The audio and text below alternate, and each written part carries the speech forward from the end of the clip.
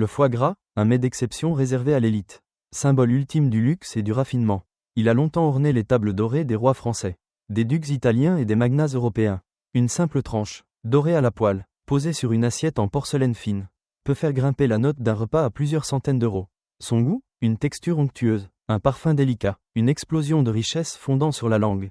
Une véritable symphonie gastronomique. Mais savez-vous que derrière cette perfection se cache une vérité aussi sombre que dérangeante? Pour obtenir ce foie si gras, si prisé, les oies, des créatures paisibles, sont soumises à une torture quotidienne pendant des semaines.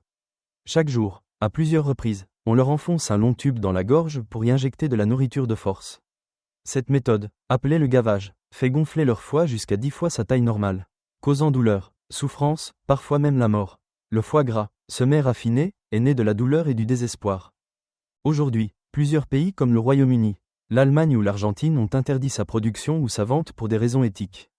Pourtant, dans certains cercles, il reste un trésor culinaire. On le déguste sous les chandelles, accompagné de musique douce, sans jamais penser, ou vouloir penser, que ce luxe fond sur la langue. Mais pèse lourd sur la conscience. Envie d'y goûter, juste une fois, pour comprendre le goût du prestige? Ou bien choisirez-vous de dire non à cette tradition cruelle? La réponse repose entre vos mains, et dans votre conscience.